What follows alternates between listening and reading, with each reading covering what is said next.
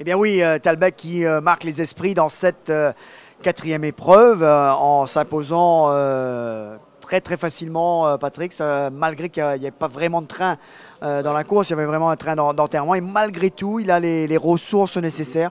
On peut tout simplement dire que dès que le parcours s'allonge, Talbot montre son vrai visage. Oui, exactement. C'était notre crainte. Hein. Il n'y avait personne là devant. On savait que le cheval de Raj allait devant, mais il allait devant pour lui. Hein. Il n'allait pas devant pour nous. Donc, je savais qu'il allait réduire sa course au maximum. C'était le point un peu d'interrogation. Et puis, vu qu'il avait plein de petits bobos, il y avait son dos qui est assez chronique. Donc, c'était un peu ça. C'est pour ça qu'il n'a pas couru depuis un bout de temps. Mais j'avais dit au propriétaire que s'il n'y avait pas le problème de dos et compagnie, pour moi, c'était vraiment, dans ce lot-là, très bonne chance. Alors, il vous donne raison, Patrick. C'est vrai qu'il avait très bien couru lors de ses débuts. Et puis, sur 1500 mètres, ça a été un peu plus laborieux. Mais là, peut-être le parcours était trop court pour lui. Aujourd'hui, vous le remettez les œillères. Et on sent qu'il a beaucoup de qualité, ce cheval.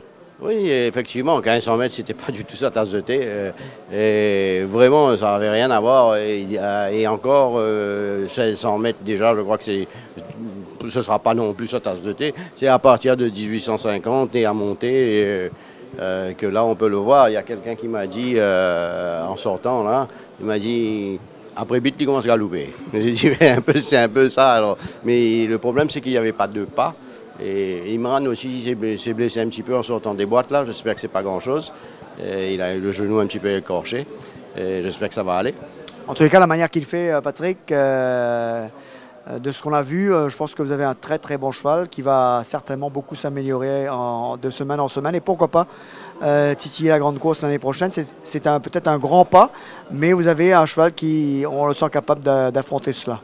Oui, c'est un grand pas. Il faudra voir. On va prendre course par course. Déjà, là, c'est dans 41. C'est vraiment à voir. Oui, il y a la manière, mais j'espère que il va nous montrer son vrai potentiel encore.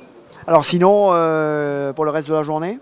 Mais on a que dans la dernière course, là, maintenant, Bragum Berti, qui on lui donne une très bonne chance dans ce lot-là. Lui aussi, c'est un lot assez à sa portée. Il avait fait une très bonne course à sa dernière sortie avec Réa Zoulache sur 1600 mètres. Et lui et Imran m'ont dit qu'il préférait plus court. C'est pour ça qu'on l'a mis dans le sprint. Je pense qu'il a une très bonne chance. Il a la deuxième ligne. Et dans ce lot-là, en tout cas, il aura vraiment sa chance. Et dans la course principale, pas de partant. Mais vous, comment vous la voyez, Patrick? Mais écoutez, moi j'aime bien Don Red avec sa première ligne. Mais il y a quand même 5,5 kg de plus que sa dernière victoire, sa dernière sortie, dernière victoire. Et ça va commencer à peser. Ça va être un peu lourd, mais il a la compensation d'avoir la première ligne. Et sinon, pourquoi pas le vieux Boulsara. Et sinon, j'allais... Imran, je lui avais dit avant la course, là, c'était son anniversaire mercredi.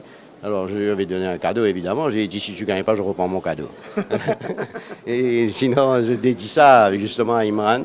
À Karine aussi, qui est son anniversaire. À Maverick, on a un lot d'anniversaire cette semaine-ci.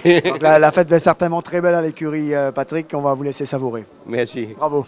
Donc voilà les impressions de Patrick Mervin, la première de Talbot ici au Champ de Mars. Il gagne, c'est sûr, mais il gagne surtout avec la manière.